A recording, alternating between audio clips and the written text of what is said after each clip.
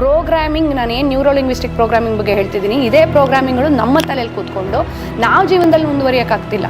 Heart ಇದಾಯಿತು ಅಂತಾರೆ, ಅದೆಲ್ಲ ಏನರಿಂದ ಬರ್ತಿದೆ ಅಂದರೆ ಈ ಥರ ನೆನಪುಗಳನ್ನು ನಮ್ಮ ಹೃದಯದಲ್ಲಿ ಇಟ್ಕೊಂಡು ನಮ್ಮನ್ನು ನಾವು ಭಾರ ಮಾಡ್ಕೋತಿದ್ದೀವಿ. ಅದೆಲ್ಲ ನ್ಯೂರೋ ಪ್ರಾಬ್ಲಮ್. ಅದು ನ್ಯೂರೋ ಲಿಂಗ್ವಿಸ್ಟಿಕ್ ಪ್ರೋಗ್ರಾಮಿಂಗ್ ಅಂದರೆ ನ್ಯೂರೋ ಪ್ರಾಬ್ಲಮ್ಗೆ ಹೆಂಗೋಗುತ್ತೆ, ಅದೇನು ಆಶ್ಚರ್ಯ ಅಲ್ಲ. ಅದೇ ಥರ ಡಿಲೀಟ್ ಅನ್ನೋ ಆಪ್ಷನ್ನು ನೀವು ಯೂಸ್ ಮಾಡಿಕೊಂಡ್ರೆ ಖಂಡಿತ ಅದು ಡಿಲೀಟ್ ಆಗುತ್ತೆ.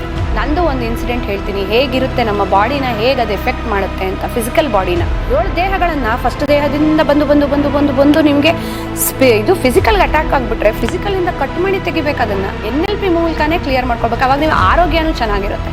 ಇವರು ಹಿಪ್ನಾಸಿಸ್ ಮಾಡ್ತಾ ಮಾಡ್ತಾ ಮಾಡ್ತಾ ಓಕೆ ಅದ್ರ ಹಿಂದಕ್ಕೆ ಹೋಗಿ ಅದ್ರ ಹಿಂದಕ್ಕೆ ಹೋಗಿ ಅದ್ರ ಹಿಂದಕ್ಕೆ ಹೋಗಿ ಅಂತ ಕೇಳ್ತಾರೆ. ಏನು ರೂಟ್ ಕಾಸ್ ಗೊತ್ತಾಗೋದಕ್ಕೆ. ಅದರಿಂದ ಅವ್ರ ಜೀವನದಲ್ಲಿ ಏನು ಅಚೀವ್ ಮಾಡೋಕ್ಕಾಗ್ತಿಲ್ಲ ಅಂತ ಹೇಳಿದ್ರೆ ನೀವು ನಂಬ್ತೀರಾ?